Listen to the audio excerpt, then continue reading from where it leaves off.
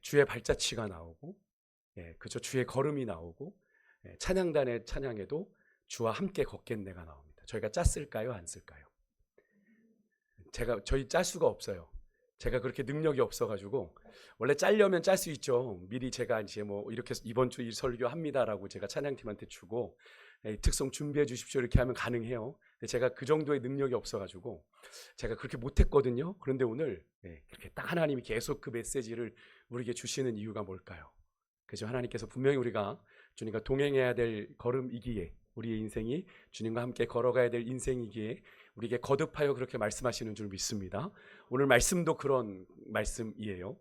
저는 오늘 봉독해 올릴 말씀 가지고 이삭의 삶에서 하나님을 보다라는 제목으로 여러분과 좀 말씀을 나누겠습니다. 제가 말씀을 조금 일찍 준비하고 제가 어떤 선배 목사님께 어디에 가면 이렇게 PPT를 만들어 준대요. 그래서 제목을 한번 띄워주시면 이렇게, 제가 평소에 보여드리던 PPT와 다르죠? 하얀색 바탕에 검은색 검빨만 있던 제 PPT가 색깔이 화려해졌어요. 어떻게 된 거죠? 제가 우선은 뭐 제가 임의로 한 건 아니고 어디에 이렇게 넣으면 PPT를 만들어준다고 해서 제가 이렇게 한번 해봤습니다. 오늘 좀 글씨가 작을 수도 있고요. 그래서 중간중간에 여러분과 읽을 말씀은 제가 따로 PPT를 좀 삽입을 했으니까 같이 보시고 오늘 말씀을 좀 들으시면 좋겠습니다. 이렇게 좀 말씀이 박 목사 말씀이 잘 이해가 안 돼, 그럼 여기 화면 보시면 조금 이해가 좀 되실 수 있을 거예요. 화면에 조금씩 정리가 좀 돼 있으니까요. 이렇게 보시고 한번 좀 말씀 한번 우리 새로운 한번 도전을 한번 해보면 좋겠습니다. 여러분, 우리는 사람을 어떻게 판단합니까?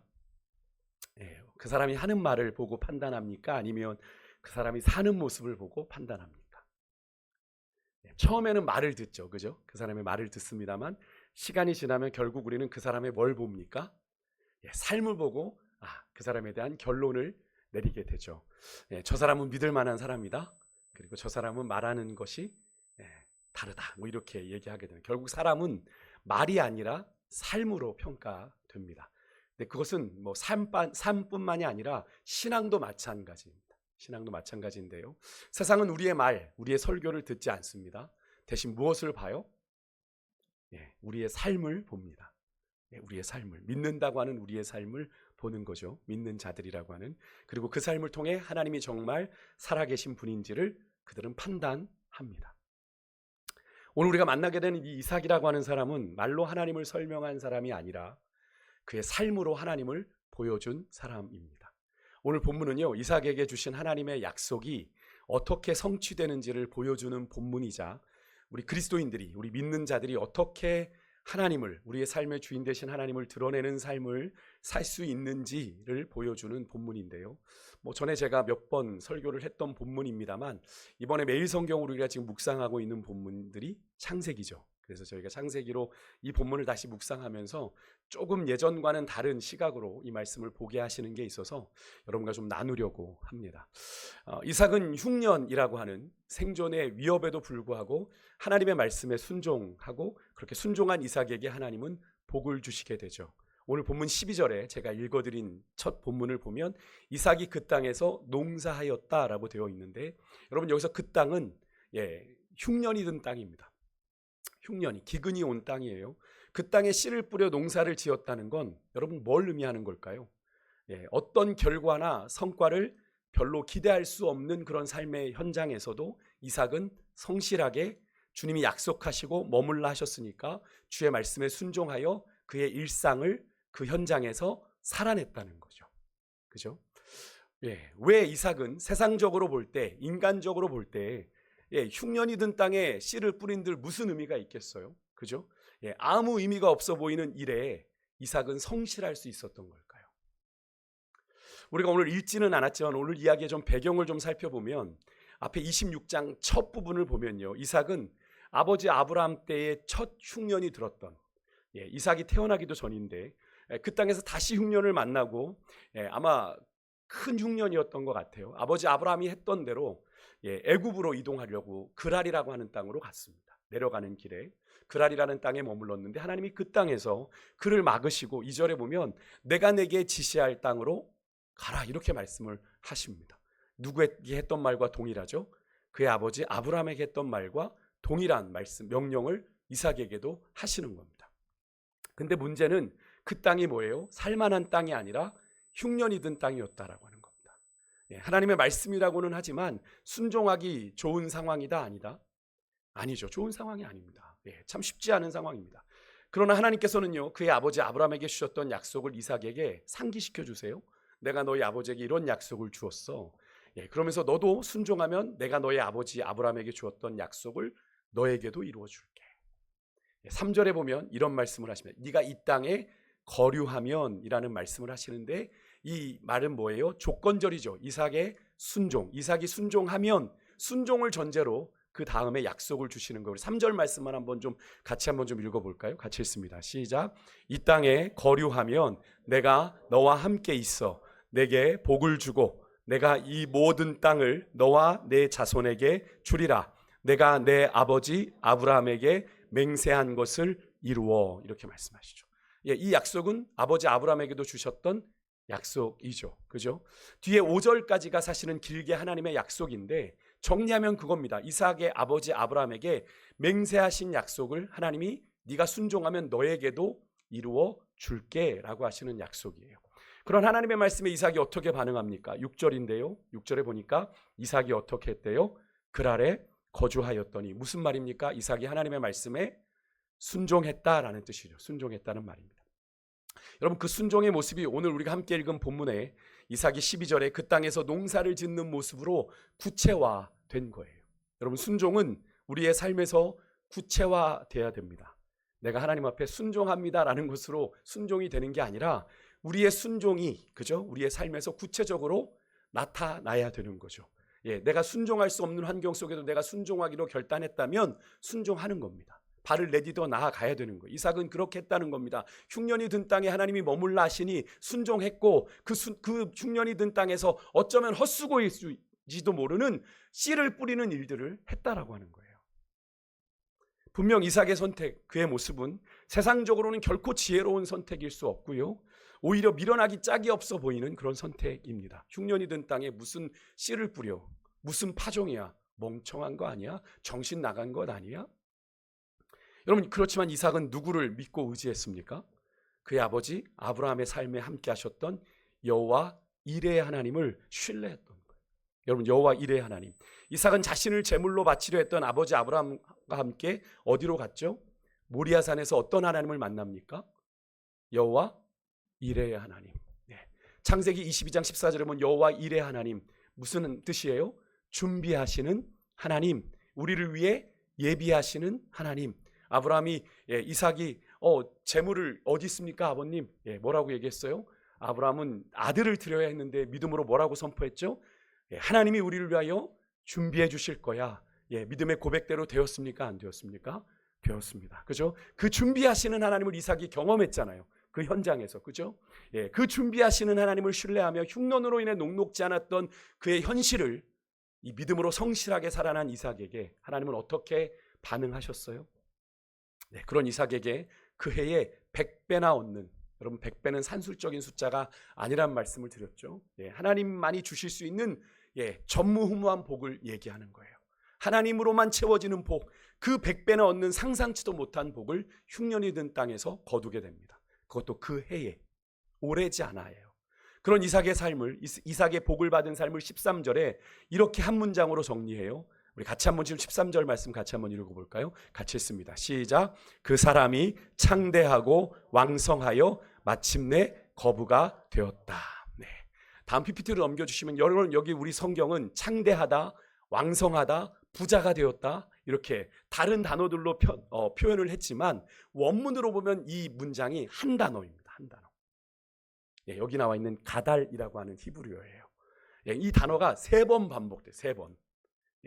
그래서 그대로 원문대로 번역을 해보면, 그 사람은, 이삭은 창대하고 점점 창대하여 심히 창대할까지 창대했다, 이런 표현입니다. 이건 단순히 잘됐다는 표현이 아니라 하나님이 멈추지 않고 이삭의 부도, 이삭의 믿음도 계속 키워나가셨다라는 걸 의미합니다. 흉년이라고 하는 생존의 위협을 받는 그 극심한 현실로 삶의 어떤 기대와 소망도 품을 수 없는 상황에서 성실하게 주의 약속을 따라간 이삭의 삶에 하나님이 넘치는 복을 주셨음을 우리가 확인할 수 있는 그런 장면이죠. 사실 이삭처럼 여러분 우리가 인생에 예상치 못한 그런 흉년을 만나거나 어려움을 만나면 그런 삶 속에서 우리가 성실하게 살아낸다는 건 결코 쉬운 일이 아니죠. 그죠? 그럼 부정적인 현실을 탓하며 우리가 낙심하게 되고 좌절하게 되다 보면 일도 손에 잡히지 않고 성실하게 살아낸다는 것 자체가 사치처럼 느껴질 때가 있습니다. 이삭은 그럼에도요, 그 땅에서 농사를 지었다. 하나님을 신뢰했기에 할 수 있는 행동이었던 거죠. 물론 이삭이 받은 복은요, 이삭의 어떤 수고나 노력에 대한 보상이 아닙니다. 전적으로 하나님이 그에게 복을 내리신 거죠. 이 결과는 앞에서 살펴본 3절에서 5절까지 하나님이 이삭에게 주신 약속이 이루어진 것일 뿐만 아니라 하나님이 그의 아버지 아브라함에게 주신 약속이 이삭에게 대물림되었다는 걸 의미해요. 분명 이삭은 그렇게 하나님으로 인해 믿음의 선택을 했던 사람이거든요. 그런데 여러분, 오늘 본문, 그러니까 제가 지금 앞에 언급해드렸던 1절에서 5절까지의 말씀, 6절까지의 말씀과 오늘 읽기 시작했던 이 12절부터의 말씀 사이에 한 사건이 끼어 있는데, 그 사건이 뭐냐면 이 이삭이요, 이 그랄이라는 땅에 머물렀는데 이삭의 아내 리브가가 상당히 아리따웠습니다. 이뻤어요. 그래서 사라도 이뻤는데 리브가도 이뻤던 것 같습니다. 제가 그래서 금요일 길에 기도회 때 그런 말씀을 드렸어요. 이 리브가를 데리러 갔던 아브라함의 몸종이 이 리브가를 보고 첫눈에 아름답다라고 이야기했거든요. 근데 더 아름다운 건 뭔지 아십니까? 이 리브가가 이삭의 몸종이 끌고 온 낙타 10마리에게 물을 다 먹여요. 근데 이 물을 다 먹이는 양이 보통 양이 아니거든요. 1000리터나 되는 양을 수돗물 튼 것도 아니고 우물에서 길어다가 다 물을 먹입니다. 여러분, 리브가의 모습을 한번 상상해 보십시오. 그냥 아리따운 호리호리한 몸매가 아니라 건강미까지 넘치는 그런 아리따운 여인이었다라는 거죠. 그런 아리따운 이 리브가로 인해서 자신의 생명이 위태로울 걸 이삭이 염려합니다. 왜냐하면 리브가를 데려가려고 자신을 죽일지도 모른다는 불안한 두려운 생각에 자신의 생명을 어떻게든 지켜보고자 이삭이 자신의 아내 리브가를 뭐라고 속이죠? 내 누이다. 어떻게 이렇게 아버지를 꼭 닮나 모르겠어요. 그죠? 아버지 아브라함이 했던 그대로 이 이삭도 아비멜렉과 블레셋 사람들에게 거짓말을 하는 실수를 하게 됩니다. 앞에 3절에서 하나님이 이삭에게 주신 첫 번째 약속이 여러분 뭔지 아십니까? 내가 너와 함께 있어. 이렇게 내가 너와 함께 있을 거다. 그렇게 약속을 해주셨어요. 그런데 이삭이 그런 거짓말을 했다? 참 실망스러운 모습인데요. 여러분, 이삭이 이것이 뭘 의미합니까? 하나님이 함께 하심을 믿은 거예요? 믿지 못한 거예요? 온전히 믿지 못한 거죠. 여러분, 우리가 하나님이 나와 임마누엘 하심을 우리가 믿습니다라고 하면서도 우리도 그것을 믿지 못해서 늘 삶에 전전긍긍하며 사는 우리처럼 말입니다. 그런데 여러분, 이런 이삭에게 이런 인간적인 연약함, 부족함이 있었음에도 하나님의 언약이, 아브라함에게 주셨던 그 언약이 이삭에게 그대로 대물림되었다라는 사실에서 우리는 두 가지 중요한 영적인 사실을 깨닫게 되는데요. 하나는 하나님이 쓰시는 사람 중에 완전한 사람은 있다 없다? 없다. 성경의 어느 인물도 완전해서 하나님이 쓰신 사람 없다. 그래서 우리에게 희망이 있는 거예요. 하나님, 나 같은 자도 하나님 쓰실 수 있습니까? 쓰실 수 있습니다. 하나님 원하시면. 그죠? 여기에 우리의 소망이 있는 거죠. 하나님이 우리에게 완전을 요구하시는 게 아니다.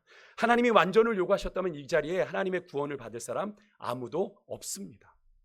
여러분, 여기서 우리에게 소망이 있는 거예요. 하나님은 우리에게 완전을 요구하시는 게 아니에요. 두 번째, 하나님이 우리에게 기대하시는 믿음. 그렇기 때문에 우리에게 기대하시는 믿음 또한 그렇게 큰 믿음이 아닙니다. 어떤 믿음이에요? 예수님 말씀하셨던 겨자씨만한 믿음만 있어도 충분하다는 사실을 확인하게 되는 거죠. 여러분, 이삭의 모습에서 우리가 그것을 확인하게 되지 않습니까? 물론 그 믿음에 대한 판단, 그 믿음이 겨자씨만하다는 건 누가 판단하는 거예요? 우리가 판단하는 겁니까? 주님 보실 때 판단해요. 주님이 판단하시는 거예요. 그럼 주님이 보실 때 인정하실 만한 믿음이 되면 하나님이 그 사람을 쓰신다, 쓰시지 않는다? 쓰신다. 그럼 우리에게도 소망이 있다 없다? 고백해 볼까요? 우리에게도 소망이 있습니다. 하나님의 역사가 일어날 소망이 있음을 믿으십니까? 나 주일 예배 겨우 나오는데 나 같은 사람도 하나님이 쓰실까? 하나님이 보시기에 인정하실 만한 믿음이면 쓰십니다. 아멘이십니까? 그래서 여러분, 그 믿음의 판단 하나님이 하는 거예요. 우리가 함부로 누군가의 믿음을 판단해서는 된다 안 된다? 안 된다. 그건 날 넘은 짓이다. 하나님, 내가 하나님 되는 짓이다라는 거예요. 내가 누군가의 믿음을 함부로 아유 저래 가지고 천국 가겠어? 야 니도 못 간다. 그렇게 말하는 당신도 못 갈지 몰라요. 하나님 모실 때 어떻게 판단하실지 모르잖아요, 여러분.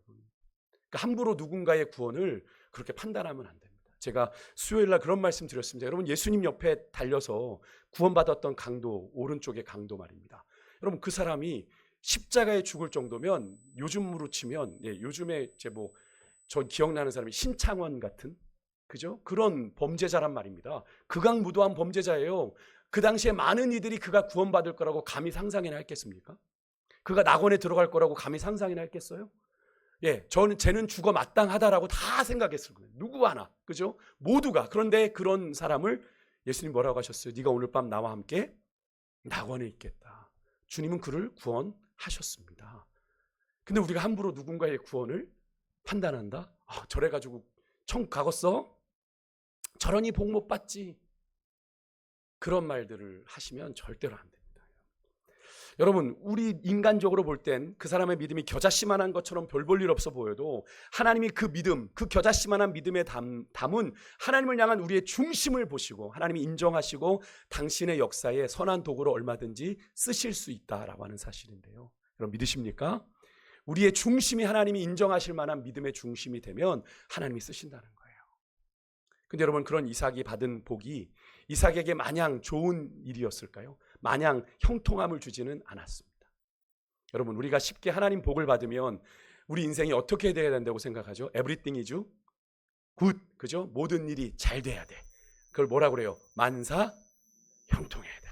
하나님 복 받으면 그냥 시원에 들어가 확 열려가지고 그냥, 그죠? 잘 돼야 된다고 생각하지만 여러분, 성경은 그렇지 않다고 우리에게 얘기한다고 제가 말씀을 드렸어요. 그래서 우리 성도님들이 아예 기대를 안 하시나?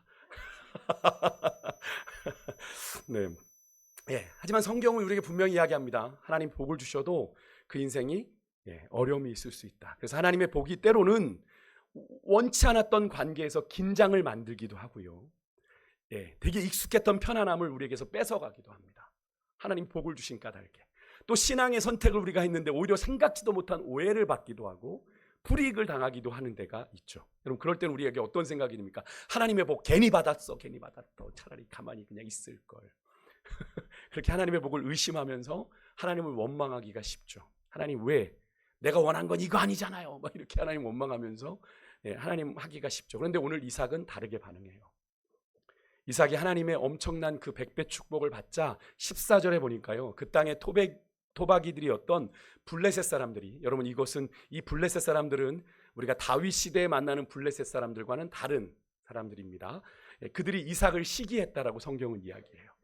어디서 굴러먹던 것들이 어디서 굴러먹은 것이 아브라함의 아들이라고 하는데 우리 땅에 갑자기 들어와서 농사를 짓더니 지금까지 자신들이 여기서 토박이로 살면서 경험해보지 못했던 100배 축복에 이 어마어마한 복을 받은 것에 그들이 화가 난 거죠.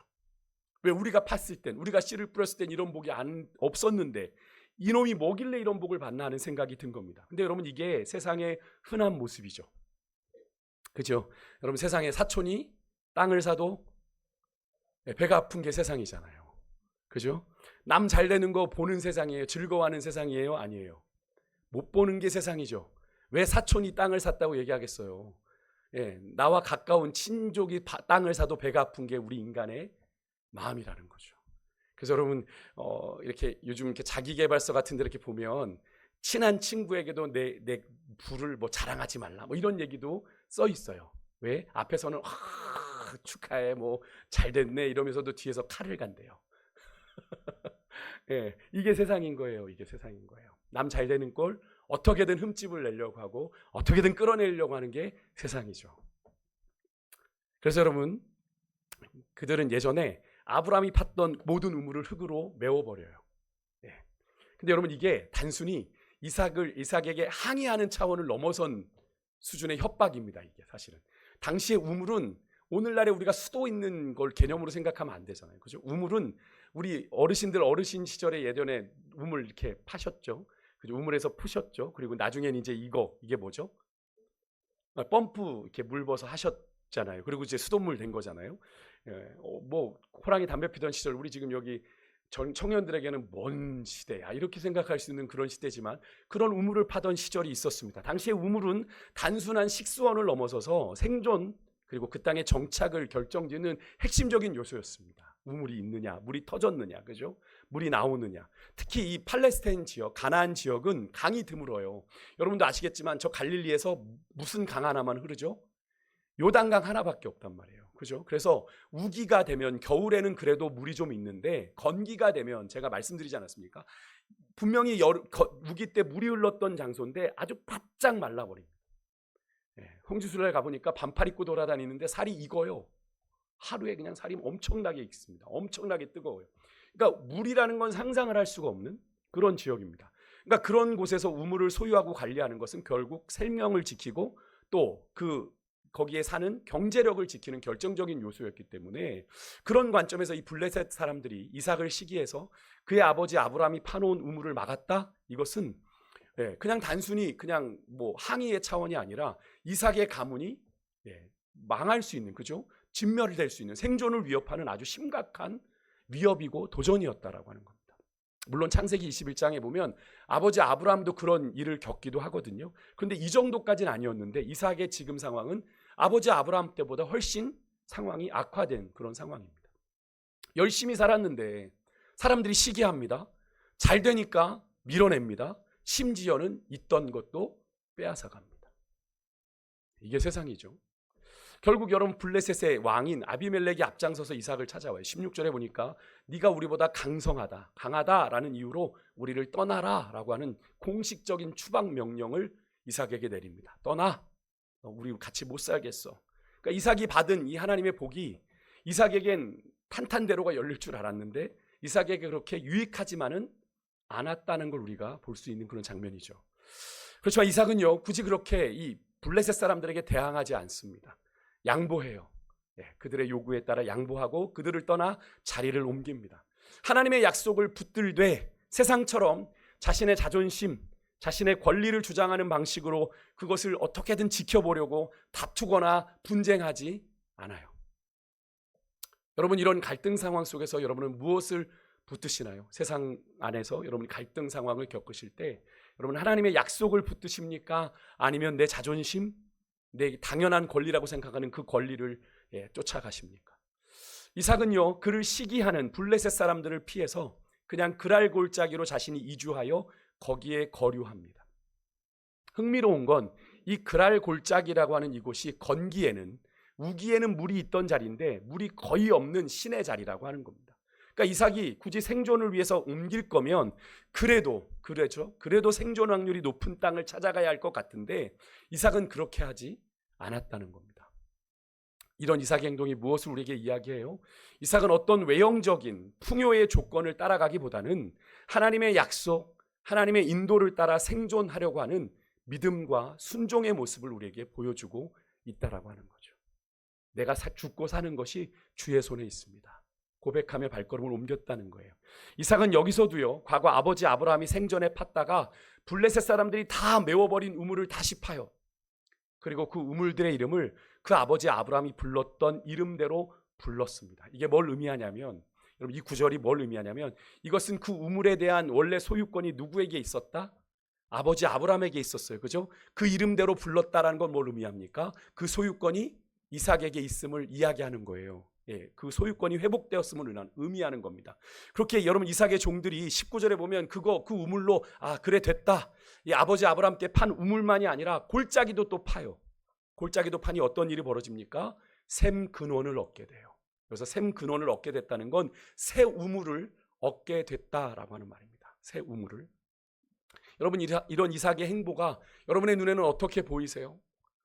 되게 놀라운 행보이지 않습니까? 가는 곳마다 물을 얻어요. 이삭은 가는 곳마다 물을 얻습니다. 조건이나 상황을 따라가지 않고 하나님의 인도를 따라가는 길에 하나님이 약속하신 하나님이 함께 하시겠다고 하는 하나님의 임재와 하나님의 축복이 이삭을 함께 따라가고 있음을 보여주는 그런 장면이죠. 그러니까 이삭이 가는 곳마다 물이 나와요. 하지만 여러분 이번에도 블레셋 사람들이 와서 그 우물이 자기들 거라고 주장해요. 부당한 거죠. 저는 이 장면을 묵상하면서 여러분들 계속 창세기를 묵상하고 계신지 모르겠습니다만 아브라함이 이 가나안 족속들 가운데 헷 족속에게 뭘 사죠? 막벨라 밭과 굴을 삽니다. 자기 아내 사라를 장사하기 위한 밭과 굴을 사거든요. 그런데 그 값이 은 400세겔이었습니다. 그 당시에 노동자의 연봉이 10세겔이었거든요. 그러니까 이 400세겔이라는 건 어마어마한 돈이에요. 아무리 땅값이라고 하지만 그 뭐 조그만한 밭에 딸린 굴을 사는 건데 어마어마한 요구를 이 헷족속이 한 겁니다. 근데 헷족속이 처음에는 말로는 그랬어요. 이거 무상으로 드릴 테니 아브람 어르신 그냥 쓰십시오 라고 얘기했는데 여러분 아브람이 그냥 받았으면 그 굴이 끝까지 갔을까요? 아닌 것 같아요. 오늘 보니까 아브람 때 팠던 우물 이삭 때 그 아들 때 그죠? 딱 아들 때 왔는데 이들이 다 막아버리지 않습니까? 왜? 소유권이 증명되지가 않으니까. 요구하니까 이거 우리 땅이야, 이거 우리 거야, 너 가 하면 어쩔 수 없는 거죠. 그래서 아브라함이 400세겔이나 대가를 지불하면서 증서를 받게 되죠. 그래서 막벨라 굴에 사라도 묻히고 아브라함도 묻히고 이삭도 묻히고 야곱도 묻히게 되는, 그래서 대대로 아브라함의 가문의 매장지가 되게 되는 거죠. 여러분 그렇게 블레셋 사람들이 왜 자기들 거라고 주장하니까, 자기들 땅에서 주장하니까 뭐 부당한 주장이지만 이삭은 그들과 굳이 다투지 않아요. 그래 니들 거 해라. 우물 내주면서 그 우물의 이름을 뭐라고 부르냐면 다툼을 의미하는 에색이라고 부릅니다. 에색. 또 다른 곳으로 이동해 다른 우물을 봤더니 그들이 또 와서 다퉈요. 우리 거야. 그러니까 이제 그곳의 이름을 뭐라고 부르냐면 대적함이라는 뜻을 의미하는 신나라고 부릅니다. 신나. 이렇게 이삭은 계속 양보합니다. 세상의 기준으로 보면 어때요? 계속 지는 것처럼 보입니다. 그죠? 하지만 하나님 나라 기준에서는 이삭이 지고 있는 것이 아니라 하나님께 자신의 걸음을 맡기고 있는 거예요. 세상적으로 볼 땐 분명히 지는, 저런 멍청이가 어딨어, 싸워야지, 다퉈야지, 내 거라고 싸워야지 라고 얘기하는데 이삭은 그러지 않는 거예요. 세상은 빼앗기면 지는 것이라고 말하지만 하나님 나라는 다르다. 내가 붙잡고 있어서 얻는 것이 아니라 하나님께서 우리에게 맡겨주실 때 우리에게 주어지는 걸 아는 것이 하나님 나라죠. 하나님께서 우리에게 누리게 하셔야 누릴 수 있는 거죠. 여러분 우리가 수고한다고 다 결과를 얻습니까? 내가 하나를 심으면 하나를 얻는 그런 당연한 이치를 늘 경험하고 계세요? 그렇지 않죠. 헛수고할 때도 많아요. 그죠? 공 칠 때도 많아요. 뭘 의미합니까? 하나님이 우리에게 얻게 해주셔야, 누리게 하셔야 누릴 수 있다는 걸 이야기하는 거죠. 세상의 이치가 그렇습니다. 여러분 이삭은 알았던 겁니다. 하나님께서 내게 맡기실 때 내게 주어지는 것이 굳이 다투지 말자. 여러분 이어지는 이삭의 모습이 바로 그 사실을 보여줍니다. 22절에 보면 여러분 이삭이 또 다른 곳으로 이동해 다시 우물을 팠는데 이번에는 블레셋 사람들이 찾아오지 않아요. 그리고 그들과 다투지 않습니다. 이삭이 이 우물을 뭐라고 불렀어요? 르호봇이라고 불렀습니다. 한번 따라해 보시겠어요? 르호봇. 이 르호봇이란 말의 뜻은요, 넓게 하다, 확장하다라는 뜻입니다. 하나님이 이삭에게 가장 넓은 땅 르호봇을 주신 거예요. 양보하고 갔더니 하나님께서 가장 넓은 땅 르호봇을 주시고, 얼마나 그 땅이 넓고 좋았으면 이삭이 하나님께서 나를 이 땅에서 번성케 하실 겁니다라고 하나님을 찬양해요. 얼마나 그 땅이 보기 좋았습니다. 이삭은 물러났지만 세상적으로 볼 땐 실패하고 진 것처럼 보였지만 절대로 패배하지 않았습니다. 오히려 하나님께서 이삭에게 더 넓은 자리를 허락해 주셨어요. 우리 인간은요, 당장 눈앞에 있는 것으로 인해 소탐대실하죠. 그죠? 하지만 이삭은 그렇게 하지 않았습니다. 내가 이거 잊어버리면 어떡하지? 어디 가서 또 다시 우물을 파나? 이런 염려하지 않았다는 거죠. 왜요? 주님이 주셔야 얻는 거니까. 여러분 믿음의 길은 잘 보십시오. 처음부터 르호봇이 아니에요. 우리의 인생은 하나님 처음부터 내가 르호봇, 내가 큰 믿음의 지경을 주십시오, 내가 잘 감당할 수 있습니다라고 얘기하지만 그렇지 않아요. 여러분 다툼이 있는 에색, 방해가 있는 신나를 지나야 뭐가 우리의 인생에 와요? 르호봇이 와요. 르호봇이 와요. 그래서 하나님의 언약을 신뢰하는 사람은 당장의 유불리를 따지는 사람이 아니라 하나님의 때와 하나님의 방식을 묵묵히 기다리는 사람입니다. 이삭은요 다시 브엘세바로 그의 거처를 옮겼어요. 거기에서 하나님의 이삭에게 나타나서 말씀하시는데, 하나님은 이삭에게 앞에 3절에서 5절에서 주셨던 약속을 다시 응축해서 핵심만 다시 확인시켜 주세요. 지금까지 이 말은 뭘 의미합니까? 이삭이 브엘세바에 오기까지 그의 모든 선택에, 그의 걸음에 하나님이 뭘 주신 거죠? 패스, 합격점을 주신 거죠. 왜요? 그가 순종하면, 그가 주님의 말씀대로 순종하여 따라가면 이 복을 주신다고 했는데, 이 복이 다시 약속되고 있는 것은 뭘 의미합니까? 이삭이 잘 왔다는 걸 의미하는 거죠. 지금까지 이삭이 하나님의 뜻대로 잘 걸어왔음을 의미하는 겁니다.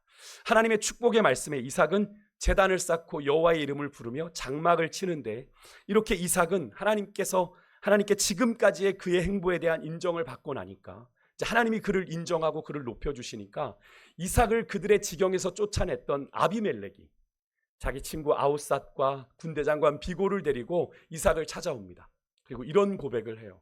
정말 중요한 고백인데 저는 그런 소망이 있어요. 여러분들도 그런 소망을 품으셨으면 좋겠는데, 그리스도인이라면 평생에 한 번은, 최소 한 번은 여러분의 주변의 사람들에게, 그게 가족이든 이웃이든 여러분의 직장의 동료이든 누군지 간에 이런 고백을 그 사람들에게서 우리는 들을 수 있어야 됩니다. 여러분들이 진정 그리스도인이라면. 함께 읽어볼게요. 28절 29절인데 핵심 구절, 우리가 좀 보아야 될 핵심 구절만 이 PPT에서 읽어봅니다. 같이 읽습니다. 시작. 여호와께서 너와 함께 계심을 우리가 분명히 보았으므로 이제 너는 여호와께 복을 받은 자니라. 아멘. 여러분, 하나님의 사람에게 이보다 더 위대한 고백과 평가가 있을까요? 여러분, 하나님의 사람에게 이보다 더 위대한 고백과 평가가 있겠어요? 여러분, 이삭이 설교했습니까? 그들에게? 이삭이 그들에게 전도했습니까? 아닙니다. 설교하지 않았고 전도하지 않았습니다. 그런데 세상이 말합니다. 여호와께서 너와 함께 계심을 우리가 보았다 라고 말을 합니다. 여러분, 이것이 진짜 신앙의 증거입니다. 여러분, 이게 진짜 신앙의 증거예요. 오늘 여러분, 이삭의 신앙이 어떻게 증거됐는지 여러분 과정을 다시 한번 좀 돌아볼까요? 사이클을 한번 보시죠. 먼저는 하나님의 약속에 대한 신뢰가 있었어요. 이삭에게. 흉년 속에서도 하나님의 약속의 말씀을 따라 그는 그 흉년이 든 땅에 머무르면서 뭘 했어요? 씨를 뿌렸어요. 파종했습니다. 다음에 세시 방향 보십시오. 그렇게 복을 받고 나니까 그를 시기하는 블레셋 사람들에게 그들과 다퉜습니까? 다투지 않았습니까? 다투지 않았습니다. 그가 얻었던 우물을 그들에게 내어주고 양보해요. 양보하는 신앙이었습니다. 그래서 에셋 그리고 신나의 갈등에서 이삭은 자기의 권리를, 우리 아버지 때부터 이 우물 팠는데 뭔 소리 하는 거야? 그렇게 권리 주장하지 아니하고 하나님께 지금의 모든 상황의 통제권을 하나님 앞에 내어드려요. 내가 싸워서 뭔가를 얻으려고 하는 게 아니라 지금의 내 이 갈등 상황의 통제권을 누구에게 내어드려요? 하나님께. 여러분, 세 번째, 다음으로 6시 방향을 보시면 그런 이삭이 믿음을 따라가서 하나님이 그의 인생 가운데 개입하시니까 어떻게 해요? 르호봇을 만나게 되죠. 르호봇의 지경을 넓히시고 브엘세바에서 하나님께서 그에게 언약을 다시 한번 확인시켜 주세요. 리컨펌 하신 겁니다.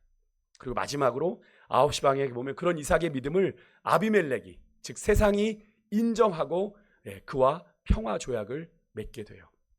그리고 이삭의 그 삶을 통해 그들이 누구를 발견하게 됩니까? 하나님을 발견하게 되는 거예요. 여러분, 우리는 어떤 신앙을 살고 있으세요? 여러분, 어떤 신앙을 살고 계십니까? 말로 설명하는 신앙입니까? 나 저기 월곡동에 있는 세관교회 다니잖아. 아, 몰랐어? 이렇게 설명해야 아는 신앙입니까? 아니면 여러분의 삶으로 증명하는 신앙이십니까? 세상은 여러분 성경을 읽지 않습니다. 대신 누구를 읽어요? 믿는 우리를 읽습니다. 오늘도 누군가는 여러분의 선택, 여러분의 삶의 모습을 통해 뭘 보게 돼요? 하나님을 보게 될 거예요. 세상은요, 이삭의 말보다 그의 삶을 통해 그의 삶에 함께하고 계시는 누구를 보았어요?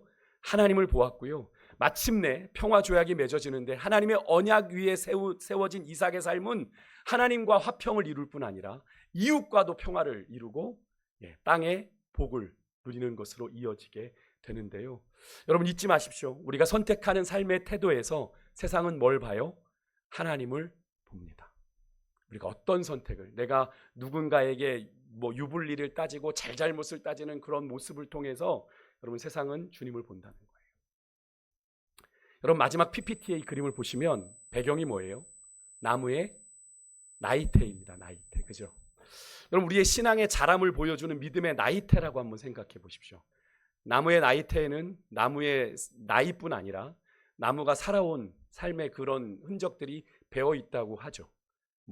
그래서 세상은 여러분, 세상의 누군가는 우리의 삶을 통해 우리의 믿음을 읽게 되고 그 안에서 누구를 발견하게 돼요? 하나님을 보게 되는 거죠.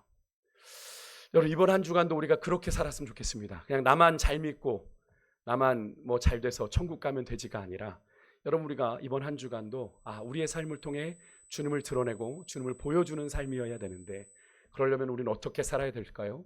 이삭이 그랬던 것처럼 하나님 앞에서 거룩하게 구별된 삶을 살아가야 되겠죠. 여러분 그렇게 살아가기로 결단하는 저와 여러분 되실 수 있기를 주의 이름으로 축복합니다. 우리 같이 찬양했습니다.